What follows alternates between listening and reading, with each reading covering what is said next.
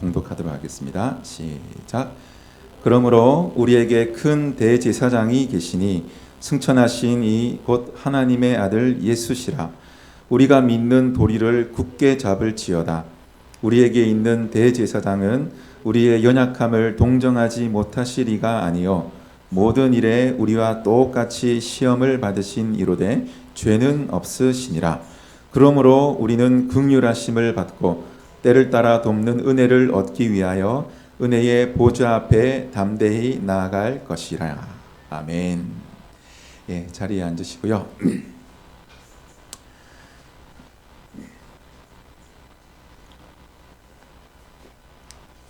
이 히브리서가 집필될 당시에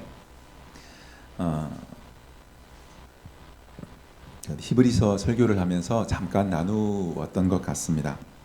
당시에 유대교를 믿다가, 그러니까 원래 이스라엘이 가지고 있던 그 유대교에서 이제 예수님이 오시고 죽으시고 부활하신 이후에 예수를 믿게 된 유대인들이 부지기수로 생겨나게 되었습니다. 그런데 그 개종했던 유대인들은 예수님을 이제 믿게 되어지니까 기존 사회의 유대교에서는 먹고 사는 문제부터 시작을 해서 당시에 이 그 문화라는 것이 이 종교 문화지 않습니까? 유대교 바탕으로 되어져 있던 것이기 때문에 예수를 믿는다고 하는 것은 모든 것을 포기를 하고 원점부터 다시 시작해야 된다라는 그런 의미를 가지고 있던 것이었습니다. 그래서 추방당하는 것은 뭐 말할 것도 없고요. 또 그로 인해서 가지게 되는 것이 첫 번째 피부로 와닿는 것이 뭐겠습니까? 생활고죠. 힘들어집니다. 그리고 또 핍박 속에서 몸부림치는 그런 생활들이 예수를 믿는다라는 그 시점부터 시작이 되는 것과 똑같은 것이었습니다. 그러다 보니까 자신의 어떤 그런 노력과 의지와는 상관없이 가난할 수밖에 없는 그런 인생을 시작하게 되는 것이죠. 자, 그러나 이 가난보다 더 이들을 괴롭히고 엄습해오는 것이 있었습니다. 뭐냐면 유대 사회 속에서는 더 이상 희망이 없는 거예요. 앞이 보이지가 않습니다. 꿈꿔볼 수 없는 자신의 미래 때문에 아마도 당시에 예수 믿는 사람들은 더 힘들고 또 자신의 이 삶과 머릿속이 복잡했을 것입니다. 그러다 보니까 어떤 현상이 일어나겠습니까? 상당수가 예수님을 저버리게 되는 거죠. 그리고 당장 먹고 살 걱정이 되어지고, 그래서 옛날 자신들이 있던 그 유대교 사회로 돌아가는 그런 배교 현상들이 한 사람 한 사람 일어나기 시작했던 것입니다.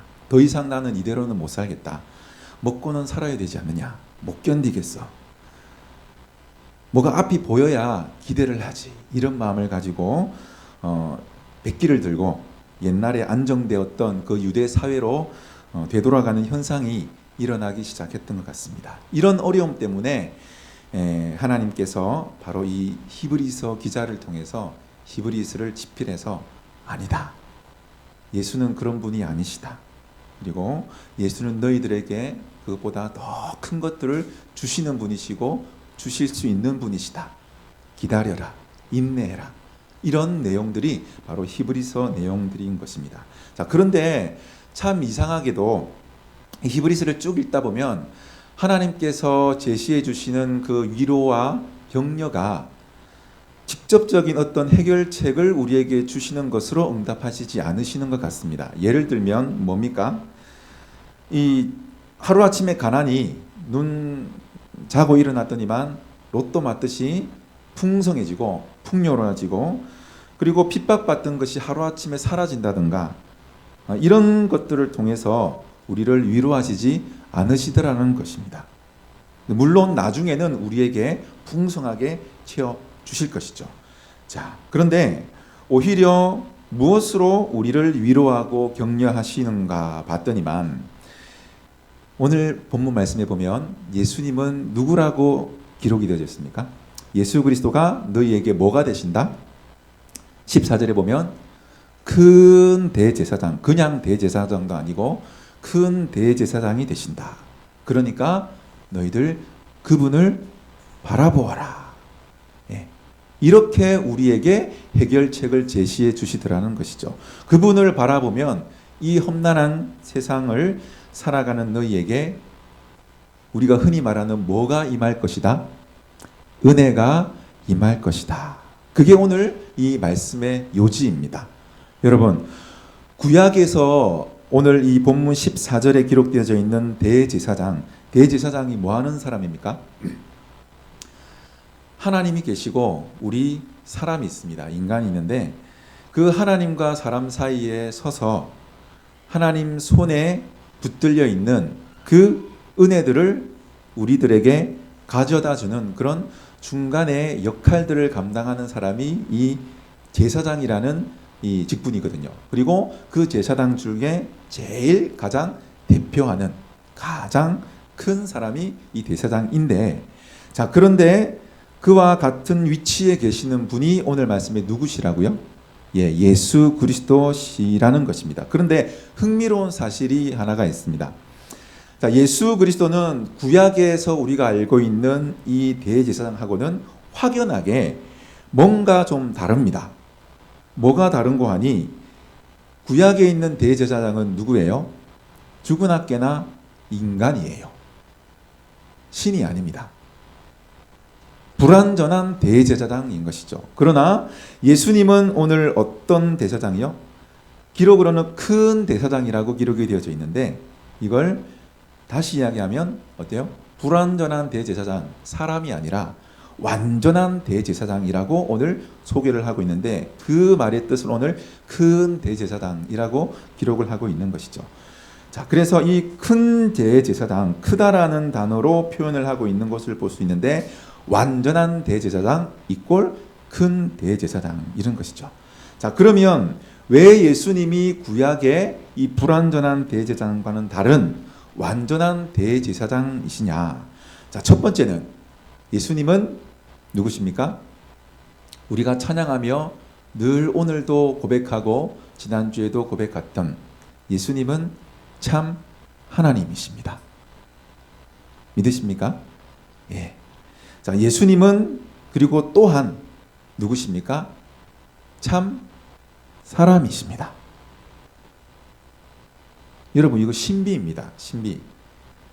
사람들이 이걸 어떻게 죽었다 깨어나도 알 수 있어요. 우리가 신앙생활을 해나가면서도 늘상 듣는 이 얘기지만 이 사실을, 이 진리를 우리가 은혜 가운데서 경험하지 않고서는 그냥 논리이고 이론일 뿐이지 우리의 뼛속까지 들어오질 않아요. 우리가 이걸 위해서 기도해야 돼요. 하나님은 참 하나님이시이자 또한 참 사람이 되신다. 왜냐하면 이 사실이 완전하신 대제사장의 요소이자 그리고 충분 조건이기 때문입니다. 예수님은 참 하나님이십니다. 완전하신 하나님이십니다. 그래서 예수님은 하나님에 대해서 모르시는 것이 하나도 없으세요. 하나님이 어떤 분이신지 완벽하게 아시는 분, 오직 한 분, 예수님이십니다. 그래서 하나님 나라에 있는 그 신비로운 축복들, 은혜가 바로 무엇인지 이 예수님은 다 알고 계십니다. 그래서 예수님이 하나님에 대해서 모를 수 있는 확률은 몇 퍼센트? 제로. 네. 왜? 그분은 참 하나님이시니까. 자, 그런가 하면 또 한편으로는 예수님은 어떻다고요? 완벽하신 사람의 몸을 입고 이 땅 가운데 오셨습니다. 완전하신 사람이셨습니다. 자, 사람의 몸을 입고 우리와 똑같은 모양으로 이 세상에 오신 분이 예수님이십니다. 그래서 죄는 없으십니다. 왜? 그분은 참 하나님이시기 때문에. 요만큼의 1푼이라도 죄가 없으신 분이시면서도 인생이 당하는 모든 연약함과 고통과 그리고 우리가 겪는 이 삶의 애환들을 다 맛보신 분이세요. 16절 중간을 한번 보십시오. 15절 중간을 보시면 모든 일에 뭐라고요? 우리와 똑같이 시험을 받으신 이로되 뭐가 없어요? 죄는 없으신 분이십니다. 죄는 없느니라. 완벽한 대제사장이십니다. 큰 대제사장 되십니다. 그래서 예수님은 사람이 어떤 존재인가를 그 누구보다도 분명하게 알고 계세요. 인간의 연약함도 알고 계시고요. 그리고 인간에게 뭐가 필요한지도 완벽하게 알고 계십니다. 그래서 그들에게 하나님께서 당장 내려야 주시는 은혜가 무엇인지도 완벽하게 알고 계시죠. 정확하게 아시는 분이십니다. 자, 그러므로 예수님께서 사람을 잘 이해 못 하셔가지고 실수를 하시거나 우리에게 실망을 끼쳐드릴 그런 확률도 몇 %? 제로. 자, 그러니 보십시오. 예수님은 누구도 완전히 알아요. 하나님도 완벽하게 아시는 분이시고 또 누구도 완벽하게 사람이라는 존재의 가치와 사람이라는 것에 대해서도 완벽하게 아시는 분이십니다. 하나님도 완벽하게 알고 사람도 완벽하게 아시는 분. 자, 이렇게 양자에 대해서 완벽하게 우리에게 복된 역할을 해 주실 수 있는 분이 유일한 분이 예수님이십니다. 그래서 예수님은 완벽한 14절에 말씀되어져 있는 큰 대사장이 되실 수 있는 유일한 분이신 것입니다. 자, 그러면 이 대사장을 오늘 말씀에 우리에게 뭘 요구하고 계세요? 바라보래요. 이러한 예수님을. 그러면 아무리 핍박이 심해도 너희들이 더 이 현실을 견뎌낼 수 있다. 이겨낼 수 있다. 아무리 가난과 씨름을 우리가 해도 너희들은 날마다 기뻐할 수 있고 감사할 수 있다.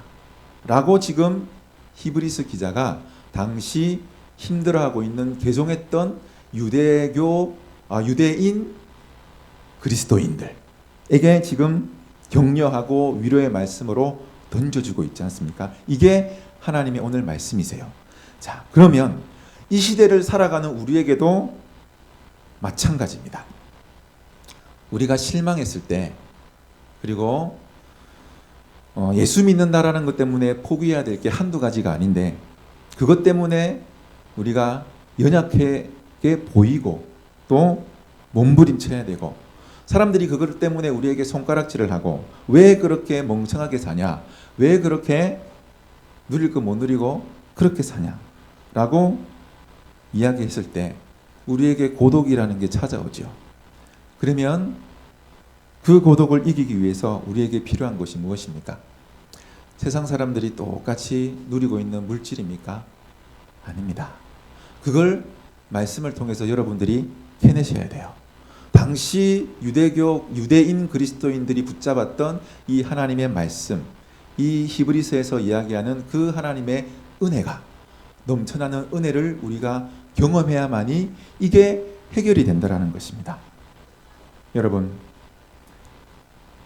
우리가 위로를 받고 평안을 유지하면서 구원을 얻을 수 있는 유일한 것이 무엇입니까?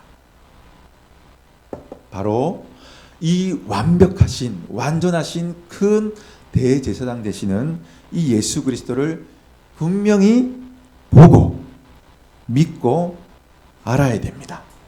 그래야 그 은혜가 우리에게 임합니다. 자, 이것이 바로 예수 그리스도를 바라보라 라는 뜻입니다. 자, 그렇다면 이렇게 우리가 예수 그리스도를 바라보아야 되기 위해서 실천해야 될 사항들이 있습니다. 저는 두 가지로 요약을 해보았는데요. 자, 첫 번째는 예수 그리스도가 대제사장 되신다라는 사실들을 철저하게 믿으라는 것입니다. 자, 14절 끝에 이런 말씀이 있습니다. 한번 우리가 같이 읽어볼까요? 자, 14절 같이 읽겠습니다. 시작. 그러므로 우리에게 큰 대제사장이 계시니 승천하시니 곧 하나님의 아들 예수시라. 자, 뭐라고요? 우리가 믿는 도리를 굳게 잡을지어다 라고 되어 있어요. 자, 그러면 우리가 믿는 도리가 뭡니까? 지금 제가 드린 말씀이에요. 14절 첫 부분의 말씀이죠. 예수 그리스도는 뭐가 되신다? 우리에게 큰 대제사장이 되신다. 이게 우리가 믿는 도리라는 겁니다. 이 진리를 예수님이 우리에게 큰 대제사장, 완벽한 대제사장이 되신다라는 이 사실을 믿는 이 도리를 우리가 굳게 잡아야 된다라는 거죠. 예수님을 통해서 오는 이 모든 은혜를 그래야 우리가 누릴 수 있다라는 것입니다. 그분은 오늘도 나와 함께 계셔. 그분이 어떤 분? 큰 대제사장 되시는 그분. 그분이 나와 오늘도 함께 계셔. 이렇게 예수님께서 나의 대제사장이 되심을 믿고 고백하고 확인해 가다 보면 그 생각이 내 모든 삶들을 지배하게 되고 컨트롤하게 되어진다는 거죠. 그 믿음이 나의 생각을, 나의 감정을, 나의 의지를 통제하신다는 것입니다. 그렇게 되면 결국 3장 1절에 보게 되어지는 이런 말씀이 있습니다. 깊이 예수를 생각하라 라는 말씀인데요. 히브리서 3장 1절 그러므로 함께 하늘의 부르심을 받은 거룩한 형제들아. 우리를 이야기하는 거잖아요. 그리고 당시 이 히브리 성도들을 이야기하죠. 우리가 믿는 도리의 사도이시며 대제사장이 되신 예수를 어떻게 해요? 깊이 생각하라. 예수를 깊이 생각하는 사람이 될 수 있다라는 거예요. 어떻게 해요? 대제사장이신 예수님을 붙잡고 생각하고 그분과 함께 동행하면. 자, 이럴 때에 하나님으로부터 오는 놀라운 위로와 평안이 우리를 사로잡게 된다라는 것입니다. 아멘. 자, 왜 그럴까요? 4장 15절 말씀 우리 다시 본문으로 돌아와서 함께 읽도록 하겠습니다. 4장 15절입니다. 우리에게 있는 대제사장은 우리의 연약함을 동정하지 못하시리가 아니요 모든 일에 우리가 똑같이 시험을 받으신 이로되 죄는 없으시니라. 아멘. 자, 오늘 본문에서처럼 보면 동정하다라는 말이 있는데 이 개역개정 성경에는 동정하다라고 번역을 했는데요. 그 이전에 개역 성경을 보게 되어지면 좀 어려운 말인데 오늘 제가 본문 말씀의 제목으로 삼았어요. 체휼하다라는 말이 지금 이제 다시 이렇게 개역개정으로 번역이 되어져서 동정하다라는 말로 기록이 되어져 있는데 이 체휼하다라는 말은 우리가 흔히 쓰지는 말이 아니잖아요. 그래서 여러분이 뭐 국어 사전을 찾아보시거나 이렇게 검색을 해보시면 나옵니다. 그래서 이 말이 제 기억 속에 이렇게 탁 박혔어요. 그래서 굳이 동정하시는 위로자 예수 그리스도라고 제목을 안 정하고 체휼하는 위로자 예수님이라고 한 그 의도가 좀 있습니다. 이 체휼하다라는 단어를 이 국어 사전에서 찾아보면 이런 의미를 가지고 있습니다. 체휼하다는 처지를 이해하여 불쌍히 여기다. 네. 상대방의 처지를 이해하여 불쌍히 여기다. 네. 쉽게 말해서 오늘 본문 말씀에 있는 이 동정하다, 우리가 알고 있는 이 이야기죠. 이런 뜻이에요. 그러니까 체휼하다라는 말은 한마디로 다시 이야기를 하면 상대방의 감정을 내가 거기에 이입이 되어져서 그대로 느낀다라는 얘기예요. 체휼하다라는 것은 상대방의 감정을 내 감정화 시켜서 그대로 느끼는 것을 이 체휼한다라는 뜻입니다. 다시 바꿔서 동정하다라는 말의 뜻인 것이죠. 자, 예수님이 우리의 연약함을 다 아신대요. 예수님이 우리를 체휼하신대요. 예수님이 우리를 동정하신답니다. 자, 우리의 감정을 그대로 감정이입하셔서 그대로 느끼신대요. 예수님이. 그러니 예수님이 우리를 볼 때 얼마나 불쌍히 여기시겠어요.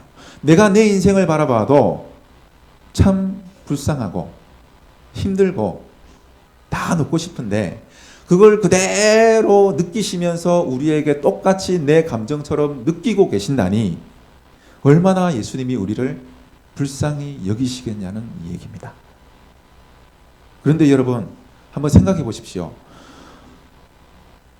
내가 아닌 사람을, 다른 사람을 불쌍히 여기는 게 그렇게 쉬운 일이 아니에요.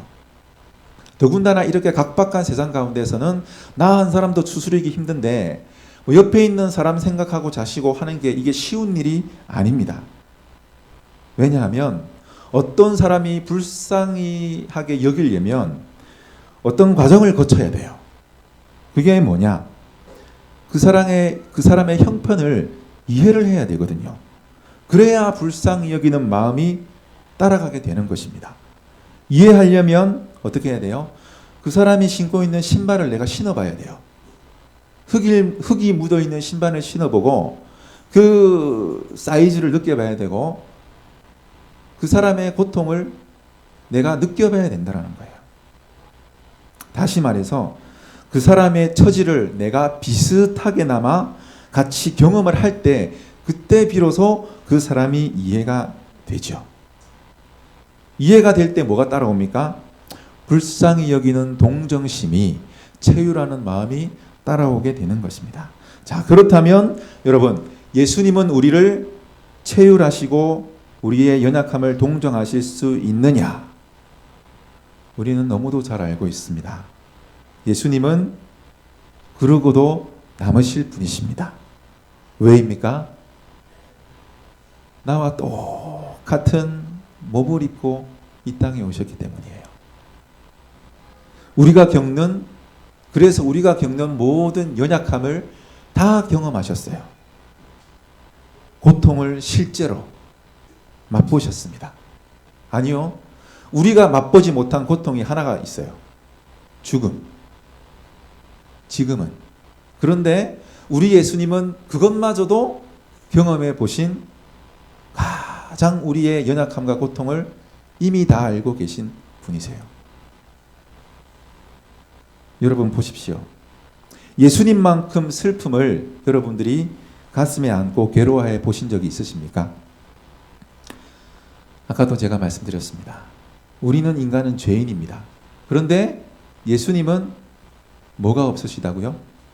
죄가 하나도 없으세요. 때문에 똑같은 슬픔을 경험해도 우리 죄인인 인간이 경험하는 슬픔하고 죄가 없으신 분이 경험하는 슬픔하고는 이거는 달라요. 한번 생각해 보세요.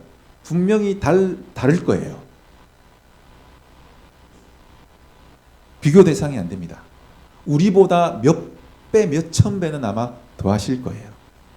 그 깨끗하신 분이 그 죄를 경험하시니. 그래서 신약 곳곳을 살펴보다 보면 예수님은 그 누구보다도 슬퍼하십니다. 사람들을 볼 때마다, 악을 행하는 사람들을 볼 때마다 더 그 악함에 애통해 하시고, 그리고 가난에 찌들어서 고통받는 사람들을 볼 때마다 더 측은히 여기시는 것을 여러분들이 신약 성경을 읽다 보면 아마 보실 수 있게 되어집니다. 우리도 발견하는 건데요. 자, 여러분, 그러면 예수님만큼 여러분들이 공포를 안고 밤을 새 보신 적이 있으십니까? 십자가의 고통입니다. 그 고통을 우리가 경험해 보았나요? 우리가 십자가에 못 박혀 봤습니까? 피를 흘려 봤습니까? 죽어 봤습니까? 아니잖아요. 우리 예수님은 우리 인간이 경험할 수 있는 모든 이런 연약함과 다 경험해 보지 못했던, 우리가 차마 경험해 보지 못했던 그 죽음까지도 경험하셔서 몸소 체험하신 분이십니다. 그래서 예수님만이 하실 수가 있는 거예요. 우리를 체휼하실 수가 있는 거예요. 우리를 동정하실 수가 있는 거예요. 히브리서 2장 18절 말씀을 펴서 한번 같이 읽겠습니다. 히브리서 2장 18절 말씀입니다. 시작. 그가 시험을 받아 고난을 당하셨은즉 시험 받는 자들을 능히 도우실 수 있느니라. 할렐루야. 아멘. 인생이 괴로워서 밤마다 눈물을 지새운 분들이 여러분 계십니까? 여러분의 연약함을 알고 체휼하시는, 동정하시는 분이 계십니다. 바로 예수님이십니다. 그분을 꼭 붙드십시오. 오늘 말씀의 권면처럼. 그래야 우리 처지를 공감하시고 또 우리를 불쌍히 여기셔서 우리를 도우시려고 계시는 그 예수님이 바로 그분이심을 우리가 믿을 수 있는 것입니다. 자, 그런가 하면 자, 두 번째로 우리가 예수 그리스도를 바라보기 위해서 실천해야 될 것이 있는데, 자, 그것은 은혜의 보좌 앞으로 담대하게 나아가는 것입니다. 4장 16절 말씀입니다. 그러므로 우리는 긍휼하심을 받고 때를 따라 돕는 은혜를 얻기 위하여 어디로 가자고요? 은혜의 보좌 앞으로 담대히 나아갈 것이니라. 아멘. 반드시 기억하십시오. 꼭 기억해야 됩니다. 어디로요? 은혜의 보좌입니다. 여러분, 심판의 보좌가 아닙니다. 은혜의 보좌입니다. 기억해야 됩니다. 하나님은 두려움의 대상이 아니에요. 최소한 예수를 믿는 우리에게는 그래야 합니다. 은혜의 보좌라고 분명히 기록되어져 있습니다. 오해하지 마세요. 이것 때문에 사람들이 너무 오해해요. 예수님께서 은혜를 잔뜩 쌓아두시고 예수님의 이름을 부르기만 하면, 그분을 바라보기만 하면, 그분을 붙잡기만 하면 주시겠다라고 예비해 놓으시고 준비해 놓으신 보좌가 바로 이 은혜의 보좌 앞으로 담대히 나갈 지대란데, 우리는 거기를 심판의 보좌라고 그렇게 알고 있어요. 너무 우리가 말씀에 대해서 너무 오해하고 있어요. 디모데전서 1장 14절에 이런 말씀이 있습니다. 우리 주의 은혜가 그리스도 예수 안에 있는 믿음과 사랑과 함께 넘치도록 풍성하였도다. 우리 주의 은혜가 그리스도 예수 안에서 믿음과 사랑과 함께 넘치도록 풍성하였다. 하나님의 은혜는 항상 넘치고도 넘칩니다. 그곳이 어디라고요? 우리 주님이 계시는 은혜의 보좌입니다. 그 앞으로 우리가 날마다 나아가야 됩니다. 날마다. 그것이 어디예요? 바로 예배의 자리. 여러분이 날마다 드리는 삶의 예배의 자리. 그리고 그 삶의 예배 자리를 우리가 되돌아보면서 함께 지금 우리가 이렇게 모여서 예배하고 있는 바로 또 이 예배의 자리. 사랑하는 교회 성도 여러분, 예배를 사모합시다.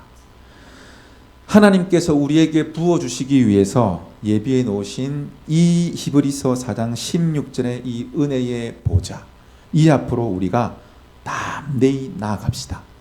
거기서 삶의 예배 자리에서, 또 이 예배 자리에서 그분을 만나고 또 하나님과 교제하고 대화하고 찬송하고 기도하고, 하나님께 부어주시는 그 은혜가 무엇인지 우리가 경험하고, 그리고 우리가 거기에 화답할 때에 하나님은 내 마음을 이해하시는구나, 하나님은 나를 체휼하시는구나, 나를 동정하시는구나, 우리 예수님은 그렇게 하고 지금도 계시는구나,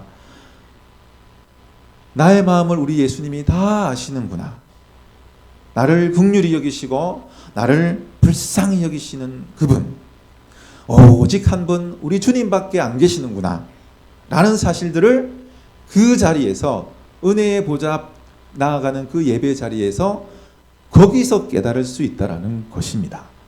어디서요? 예배의 현장에서, 예배의 자리에서. 이게 우리의 기본이 되어져야 합니다. 이 기본에 충실하시는 우리 그 교회 성도님들 되시기를 소망합니다. 마지막으로 여러분께 꼭 부탁드리고 싶은 말씀이 있습니다.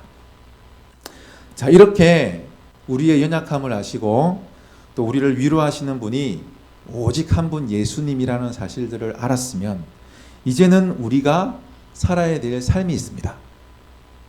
그게 어떤 삶이겠습니까?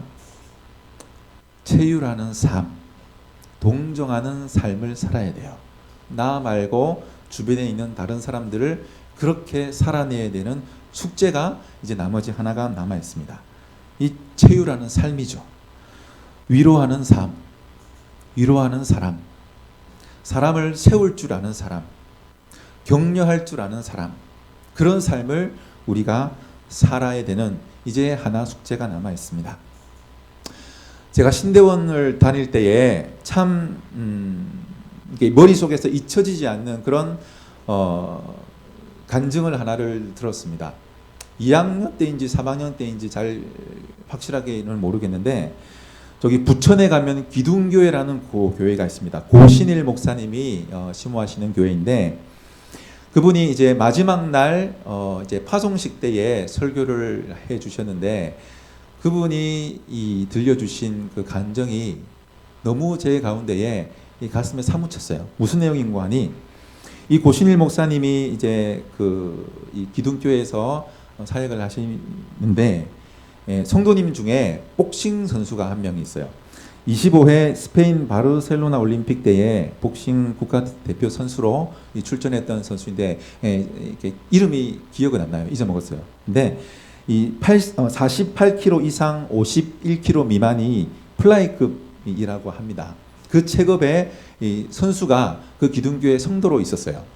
그래서 이 선수가 이제 이 바르셀로나 올림픽에 가기 위해서 가기 전에 이제 교회에 찾아와서 목사님 저를 위해서 기도해 주십시오 이렇게 찾아왔더랍니다. 그래서 기도를 해주고 이제 이 선수가 올림픽에 출전을 했는데 이 복싱 선수들뿐만 아니라 그러니까 이 투기 종목의 선수들은 그런 게 있다고 하네요. 그러니까 제한 체급이 있어가지고 체급 제한을 엄격하게 지켜야 되는 종목이 투기 종목입니다. 그래서 만약에 이 선수가 그 제한 체중을 초과를 하면 규칙에 따라 가지고 규정된 체중을 만들기 위해서 일정 시간을 주어진대요. 그 시간 동안 그 오버한 체중을 내려가지고 자기가 출전하는 그 체중에다가 맞춰야 되는 거죠. 예. 그래서 그동안에 이 선수가 거기 가서 체중을 달았더니 오바를 한 거예요. 오바를 해가지고 죽자사자 살을 빼야 되는 거죠. 자기가 출전하는 그 종목의 체중에 맞춰야 되니까. 그런데 이제 물도 안 먹고 처음에는 물도 안 먹고 밥도 안 먹고 이렇게 시작을 하죠. 그래도 달아보니 안 되는 거예요. 땀도 이제 그 다음에 이제 방법이 사우나를 가서 이제 몸에 있는 땀을 쫙 빼는 거죠. 그래도 안 돼요. 해볼 거는 다 해봤어요. 체중이 안 빠져요. 자, 일단 중간 생략.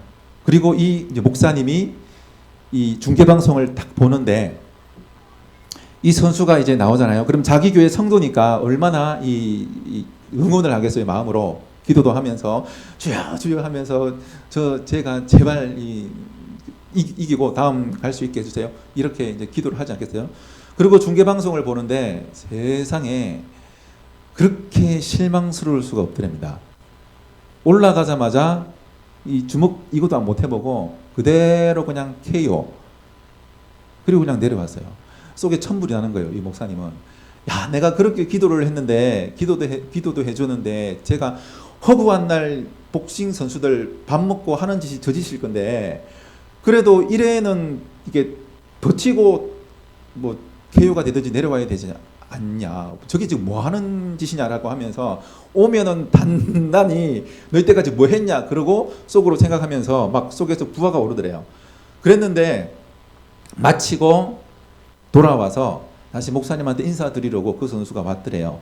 그러면서 틀어놓는 얘기가 아까 제가 들었던 그 얘기를 쭉 하면서 복싱 선수들은 이러이러하는데 목사님 제가 사우나까지 하고 몸에 땀까지 쫙 다 뺐는데 안 됐습니다. 그러면서 통곡을 하면서 눈물을 흘리면서 하는 얘기가 마지막 방법 하나를 썼대요. 여러분 그게 뭘까요? 할 수 있는 것 하나. 지방흡입? 너무 가셨다. 피를 뽑는 거예요. 피를. 뽑을 수 있는 그 체중에 맞게끔 그 피를 남들은 헌혈한다고 피를 뽑는데 피를 뽑아가지고 그 체중에다가 체급을 맞춘 거예요. 그러니 여러분 생각해 보십시오. 그냥 먹어도 이걸 해도 지금 이길까 말까 한 판국에 피를 뽑아가지고 주머니를 뽑아가지고 그걸 다가 맞췄으니 얼굴은 핏기가 하나도 없고 힘은 없고 쫙 빠져가지고 이러겠죠. 그러고 그 링 위에 올라갔던 거예요. 그러니까 링 위에 올라간 것만도 용한 거예요. 이긴 거예요. 그 선수는. 근데 이 목사님은 그 사실도 모른 채 세상에 밥 먹고 하는 짓이 적을 건데 어떻게 손 한 번 뻗지 못하고 내려왔까 그렇게 생각을 했더랬는데 그 선수의 그 고백을 듣고 나서 회개를 했대요. 하나님, 내가 몰라도 너무 모르네요. 성도들이 얼마나 힘겹게 삶을 이겨내고 자기가 살아가는 그것을 이겨내기 위해서 처절하게 이렇게 하고 있는지 저는 생각도 못했어요. 하나님, 회개합니다. 그리고 그 선수한테 이렇게 고백했대요. 네가 권투 선수를 하는 그날까지는 내가 너를 위해서 내 생각으로는 이해 안 되더라도 네가 하는 모든 것에 대해서 나는 이해하고 그리고 너를 위해서 기도하는 담임 목사가 되겠노라고. 그렇게 하면서 그 선수의 손을 잡고 같이 울면서 기도했대요. 그 감정이 제 마음 가운데에 오늘 이 설교 말씀의 내용인 체유라는 삶, 내 옆에 있는 사람을 동정하는 그 삶과 너무나도 똑같은 거예요. 여러분들이 이렇게 살으셔야 돼요. 우리가 말씀을 듣다가 사람들을 보게 되어지면 이해 못할 일들이 너무 많아요. 내가 아닌데 나랑 성격이 다르고 나랑 살아온 배경이 다르다 보니까 도대체 저 사람은 왜 저런 생각을 하고 저런 삶을 살까 이해 안 되잖아요. 그러나 한 번만 다시 돌아보아서 그 사람의 신발을 우리가 한번 신어보자라고요. 그러면 이해 못할 게 없을 것 같아요. 네. 누구처럼? 우리 예수님처럼. 죄가 없으신 분이 죄를 경험하기 위해서 이 땅 가운데 오셨잖아요. 그게 바로 이 복싱 선수 피를 뽑았던 그거 이해 안 되는, 하나님이 어떻게 인간이 돼요? 이해할 수 없어요, 우리는. 그런데 그렇게 하셨다니까요. 그걸 우리가 이해하면 그 예수님의 그 은혜가 우리의 은혜가 된다니까요. 그게 바로 이거예요. 여러분, 이러한 체유라는 삶을 우리가 살아들여서 말씀과 삶이 분리가 돼가지고 하나님의 말씀은 공중에 붕 떠있고 우리는 그냥 맨날 의심하면서 이렇게 살아가는 그런 불쌍한 인생이 아니라 정말 이 꿀과도 같은 이 말씀을 주신 우리에게 똑같이 그 은혜를 예수님과 함께 동행하면서 경험하면서 예수님이 살으셨던 그 체유라는 위로의 삶, 그 삶을 이제는 우리가 살아드리자고요. 할렐루야. 기도하겠습니다. 사랑하는 주님, 감사합니다. 세상에는 참 이해할 수 없는 많은 일들이 일어나고 그 고통을 당하고 있는 주변에 많은 이웃들이 있습니다. 오늘 말씀을 통해서 우리를 체휼하실 수 있는 유일하신 분, 완벽하신 하나님이시자 완벽하신 사람으로 살아가셨던 그분을 우리가 보았습니다. 주님, 이제는 우리도 또한 그러한 삶을 살기를 원합니다. 하나님, 이해가 안 된다면 이해할 수 있도록 하나님 기도하게 하시고, 또한 나에게 내 심령 가운데에 정말 상처 주었던 그런 사람일지라도 우리가 기도하는 가운데 주님을 바라보며 그렇게 상대방을 이해하려고 한번 노력해보고, 그리고 그 가운데에 은혜를 경험하여서 주님, 나 또한 예수님처럼 체휼하는 삶 살 수 있도록 인도하여 주옵소서. 예수님의 이름으로 기도드리옵나이다. 아멘. 네, 우리 함께 말씀을 기억하면서 주와 함께라면 함께 찬양 드리는데, 주님, 주와 함께라면 가난해도 좋습니다. 주와 함께라면 병들어도 좋습니다. 내 마음을 아시는 주님과 함께 내가 살면서 나도 이런 동정하는 삶, 체휼하는 삶 살게 해주세요. 우리 함께 찬양하겠습니다.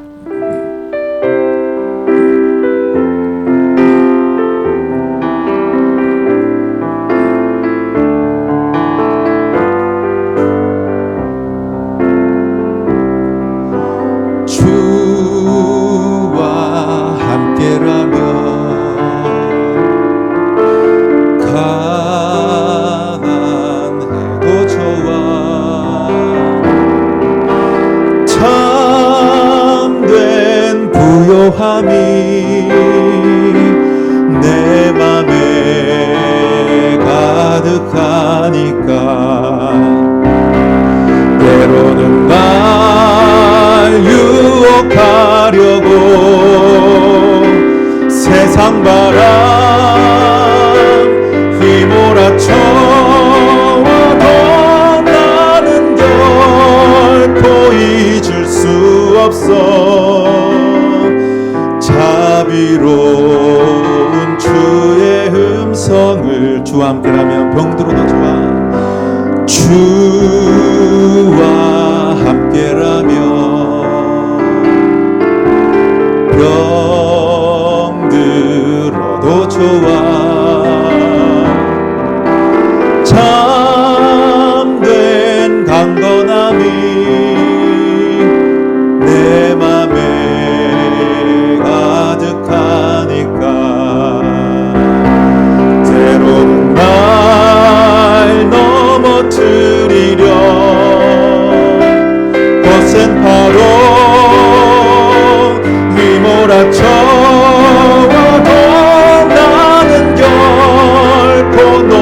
찾을 수 없어.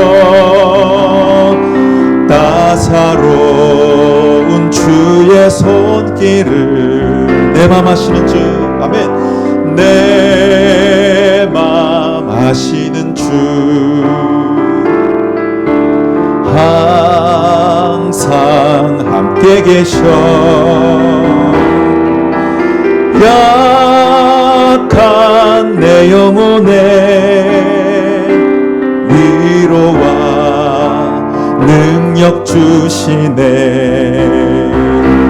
가난해도 병이 들어도 시련의 밤 어둡고 깊어도 나는 결코 떠날 수 없어. 아름다운 주의 나라를